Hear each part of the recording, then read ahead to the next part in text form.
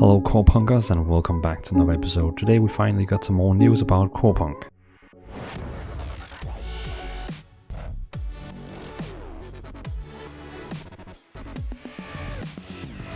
So Corepunk, the developer team, they have been getting a lot of questions from us. On the 5th April you could submit a question, well at least till the 5th April you could submit a question and then the developers would answer it. So today, the 9th April, we have got answer on some of the questions as they call part 1. We have got answered on 32 questions, so in this video we are going to talk about all these 32 questions and I'll just have a little reaction to each of them to see how it is. So let's go directly to it and see the first question. The first question is from Corepunk. I was wondering if you could give us a rough idea on how many people can participate in the closed beta testing and if there are still multiple CPT stage planned. Really good question, Corepunk, because how many people are we getting in? Because on the Discord server there's only like 10k people, like 10,000 people. So are we all gonna get in? How is it gonna look? And the developers are saying we expect around 10k players for CPT1 and release by the end of 2021. So basically they're saying the game is going to release in probably Christmas or something like that. But in the first beta we are getting 10k players in. That's a lot of people, especially when you think about the Discord for Corepunk only has 10k people. So it could basically mean we all get in for the people on the Discord. So if you're not on the Discord, you should better join now because I think it's gonna improve your luck a lot. The next question is is from Estelle. Estelle, thinking about PvP mechanics, wondering if there will be dual options since we know there will be an open PvP option. So I'm asking if a dual option will be possible. And the developers are answering, we will have duels in Corepunk. You'll be able to challenge other players to a duel. Fantastic, just like other MMOs. So really cool, really cool. Third question from, second question from Estelle, but third question in totally. Let's keep it to the total number. Estelle is asking again, will there be any particularly difficult achievement to get where you can get a unique mount like a beep mammoth? And developers are answering, yes, actually there will be difficult achievement. By completing them you can get various rewards including unique mounts. Boom, really cool, I like that. The fourth question, number 4, is also from Estelle. Can we expect a trailer gameplay to open the closed beta? Okay. And they are answering on more gameplay videos are on horizon, so stay tuned. I actually think Estelle maybe meant like a cinematic or something like that. Like when you open up the closed beta, you get like some kind of cinematic. Maybe that's what he's also asking. But they basically just said, well, you're getting soon some gameplay. And that's fine, No problem in that. The 5th question is also from Estelle. How big will the party be?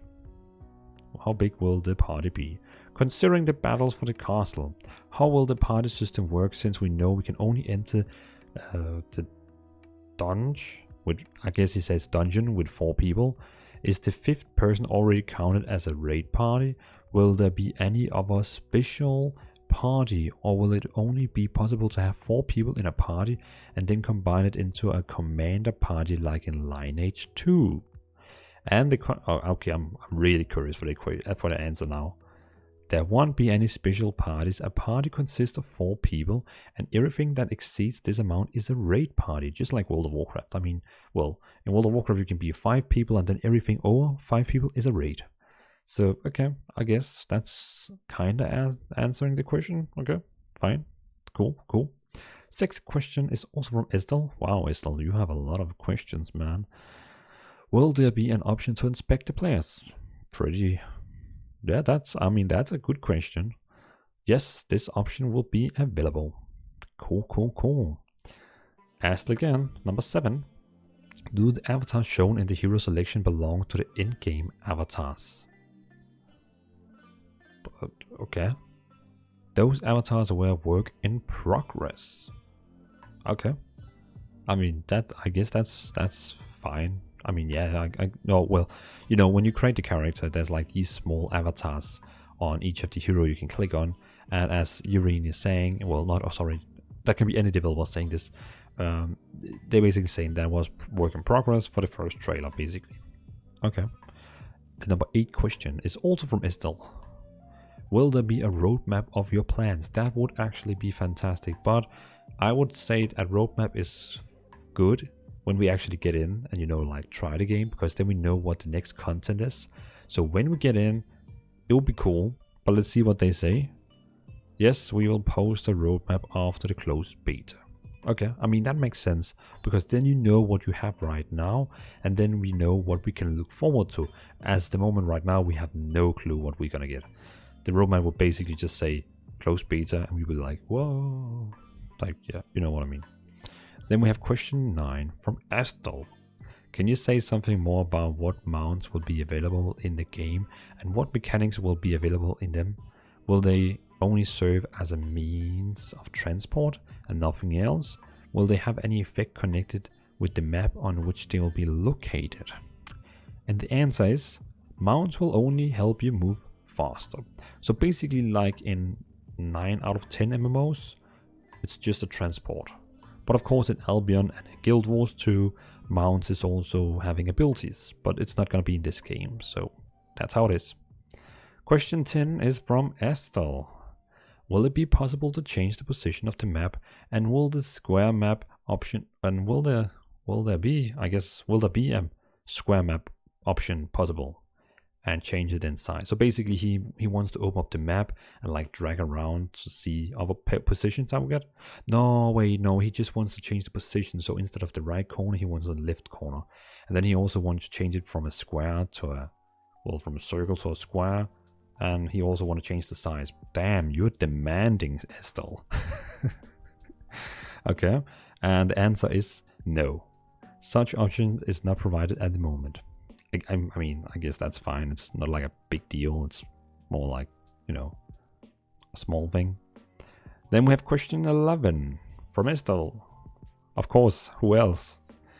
Are you considering options to add markers to ping the map or mechanics, or instance rate, as in the case of World of Warcraft? That basically means the ping, where you can like ping on like a position, so you can like ping on the position in the game, like saying over there, or the stand over there in the position marker.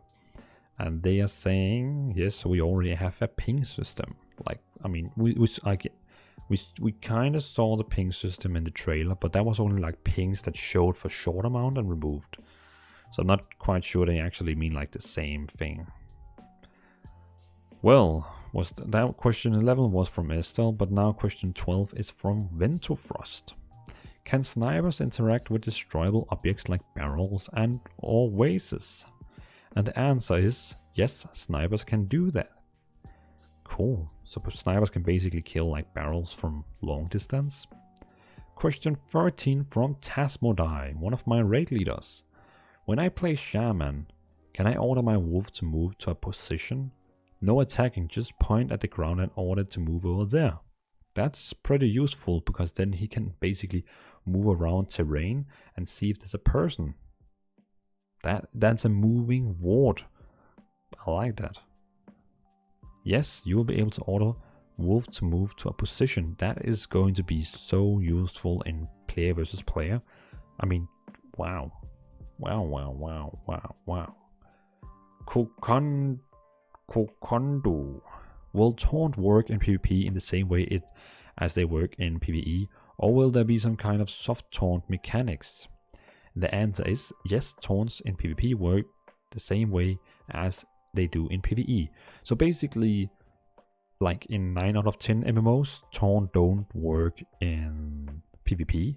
But if you go to mobile like League of Legends, then taunt actually works. If you taunt someone, they will like chase you. So it's pretty cool that it's like, I mean, there's like no MMOs with taunt actually working in PvP. I know someone said there was other things, EverQuest or something like that, but yeah, it's gonna be fun. It's gonna be fun how to see. That also makes the tanks much more worth in PvP. Actually, this is like making tanks much more worth in PvP. So people, they don't like say tanks are not for it. Like in World of Warcraft, you would never use a tank in arena. Like, why? But in this game, it just makes so much sense now, since you can like taunt your enemies. So cool. Question 15. Will there be a diminishing returns mechanic for PvP? And it's from Corepunk. Yes, there will be a diminishing returns mechanic for PvP. I'm sorry, I have no idea what diminishing return is. So someone in comment, please let me know what that is, so we all can learn something. Corepunk again.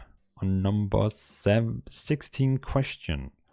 The raids are inspired by classic WoW raids. Does this mean there will be simple mechanics rather than more complex mechanics seen in later expansions of WoW? Or was this comment referring to different aspects of the classic raids? Good question. We meant that completing raids will be interesting and challenging. Okay. So basically it can be really complicated. So it's not going to be like in classic where it's just like boom, boom, boom. Okay, good. Good question, Corepunk. Then we have number 17 question from Avent. Any dungeons daily entrance limit? So basically he's saying, like, can you only do like different dungeons like 2 or 3 or 4 times? And the question answer is, and dungeons in Corepunk will be of various types. Some of them will have entrance limits and some of them will probably not. So, okay. That is pretty cool. I mean, it's probably gonna be like some kind of mythic heroic dungeons, which like gives insane reward. Maybe that's gonna be like only once a week or something like that. You know, for making sure no one gets like too good gear. Avent has another question, number 18 question. Are you planning to make zones where is a greater risk of losing items in player versus player? Basically, if this means yes, Albion Online players are gonna live, you know, every Albion Online players are gonna be like, yeah, this is insane. Because basically this means that there's gonna be zones with full load gear, like almost full load gear, maybe. I don't know. But it basically means it. And they are saying, yes, we are planning to have such areas. So they are gonna have places where, you know, if you go in here and you die, you can lose some gear.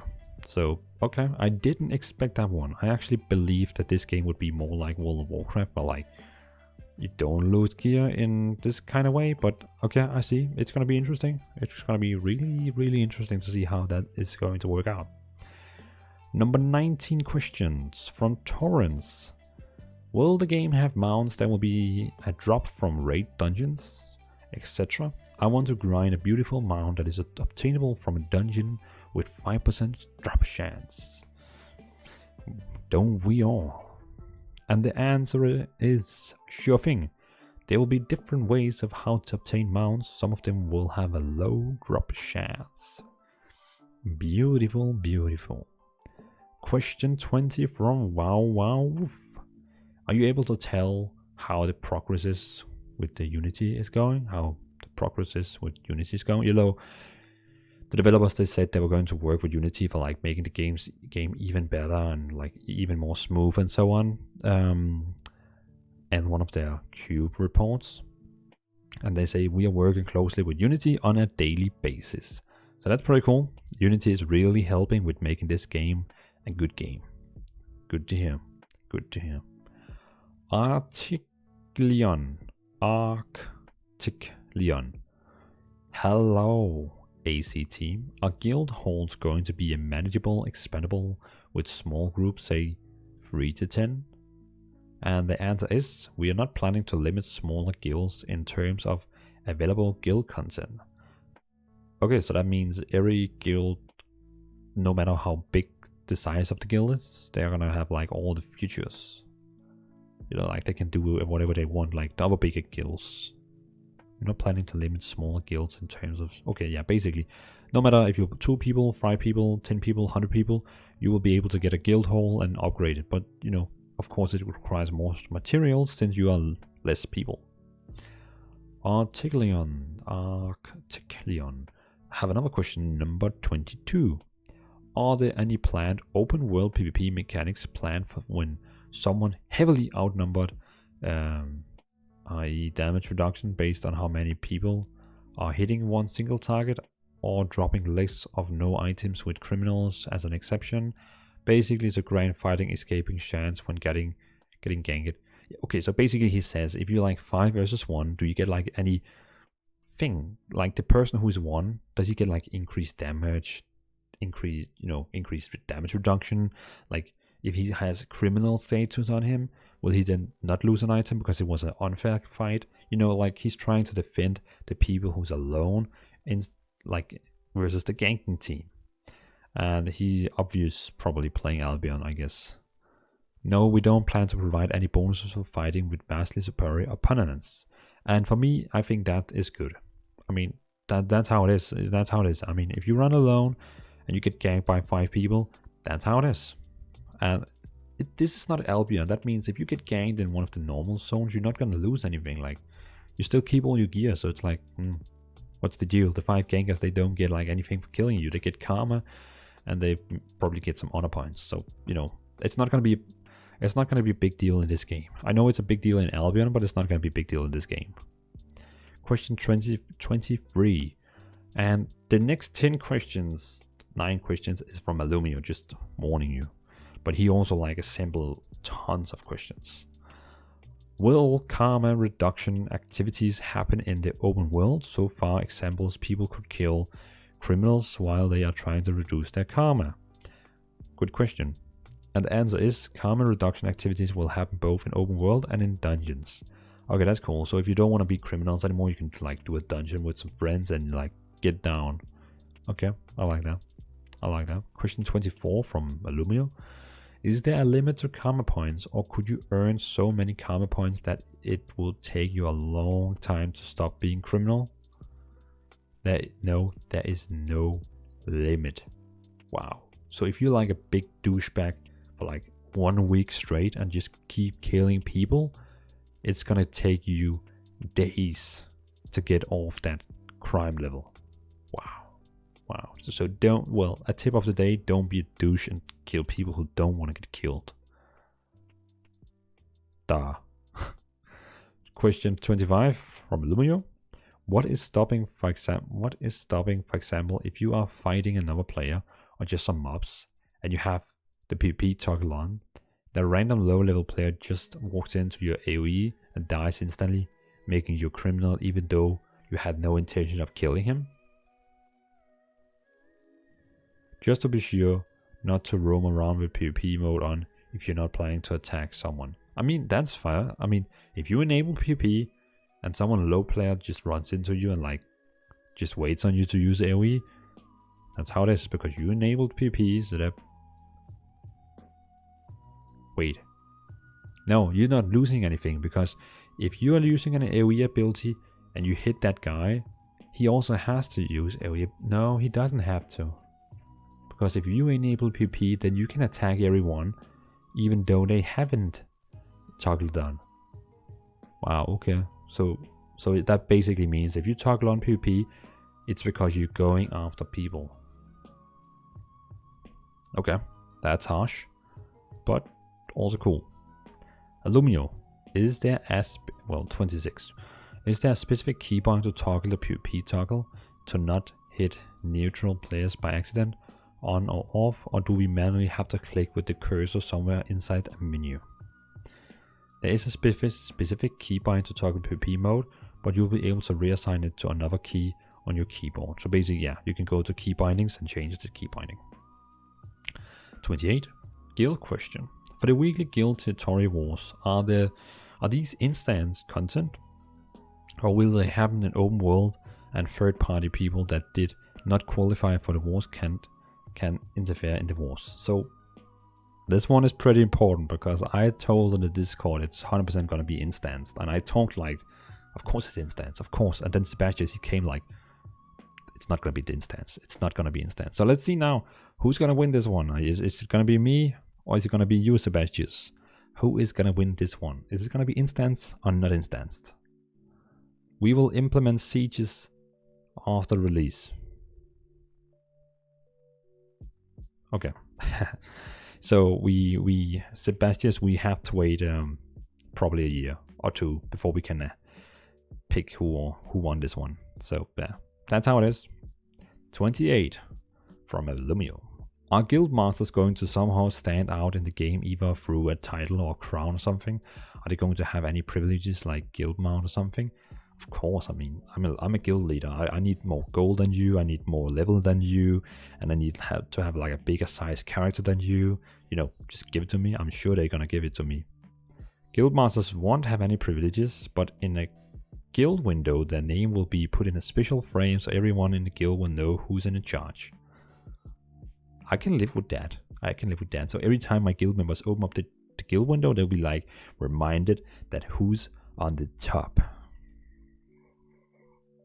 Who is number one? No, I didn't say that. I love you, blue bambies. We are all the same, equal all. I love you. XOXO. Illumio, number 29. Did you ever approve the guild banner flags toggle? Did you ever approve the guild banner flags toggle on the backs of guild members or any other type of guild cosmetics? Oh, that's a good one, because in Albion you have like different capes on depending on how the guild looks. So okay, I'm really interested in this one. For sure, there will be special cosmetics for guilds only. Oh. Yeah, so like, I mean, Blue Bambi's my guild. We can like be 100 members running around with some kind of blue gear with stacks on, like, you know, white stacks or something like that. Pretty cool. I like that one. Number 13. 13, 14, 15. Yeah. Are you able to elaborate in how guild... Why am I showing the answer? Sorry, I was like wasted there. Are you able to elaborate in how can guilds declare war on other guilds? Do both sides have to agree with this war? To declare war on some other guilds, you will need to gather a certain amount of resources, and it won't be cheap. The other side doesn't need to agree to a war. You can unilaterally declare war. That's interesting. Because I mean, if there's not going to be any sieges before the game releases, what is a war between two guilds? Is it just like, then every time you meet someone from the other guild, you can kill him? This makes more questions than answers. Damn you, Illumio. Damn you. You're gonna pay for this one. Number 31, we got two more questions, this one and the last one. Following the last question, if when your guild is in a declared war with another guild, how does this work in open world? Will members of the enemy guild show up as hostile red to you? That was exactly what I was asking about. Oh my god. Guilds that are at war will show up as hostile. You will get an increased number of honor points for killing a member of an enemy guild and no karma points. I can already hear the horns and drums from Blue Bambies declaring war to every other guild and killing them all. I like that. Troops, armor up. Last question from today, and then we will have to wait for next week before we get more questions answered. Last questions: are there any benefits from being part of a guild besides doing the guild content, like extra stats or something? The answer is guilds will have guild halls. Also, guild members will get some perks as bonuses. So that's like in World of Warcraft, where you have like a shorter cooldown on Hearthstone, directly mails, faster mount speed. You know, that's the thing in World of Warcraft. You have the perks is not really gonna like, they're gonna make the game more like fun, I guess, like, you know, small things, but it's not gonna like increase your progress in the game, except you run faster with a mount. But you know, yeah, you know what I mean. So I hope, no, I'm not gonna say I hope. I mean, we don't know if it's gonna be like, you know, increased experience points or something like that. I don't think it's gonna be like that, but we're gonna see. Well, everyone, thanks for watching. That was the 32 questions we got from the developers today, and thanks everyone for asking the questions. I mean, that's pretty cool of you, and some pretty good questions. I also asked 5 questions, so we will see if they ever get answered. Maybe not, but there's tons of questions more to get answered. And keep in mind that next week we're gonna get another question round, And also in the mid of April, we're gonna get a new gameplay video. And in the end of May, we're gonna get probably closed beta. Don't 100% think on that. Well, as the rumors say and what the developers have said, in total it means that in end of May we're gonna get closed beta. So, you know, stay tuned for that. So thanks for watching, and you know, leave down a comment if you have a question, leave down a comment if you have anything to say to me. Remember to hit the like button, because you know you like me, so of course you need to click that like button, and subscribe to the channel for, you know, always keep up with me and the Corepunk content. You know, I will be covering every Corepunk content there is in the game, so you know, that's how it is. Thanks for watching, have a nice evening, and we'll see you on the other side of Kvalat. How do I stop recording? Oh, it's there.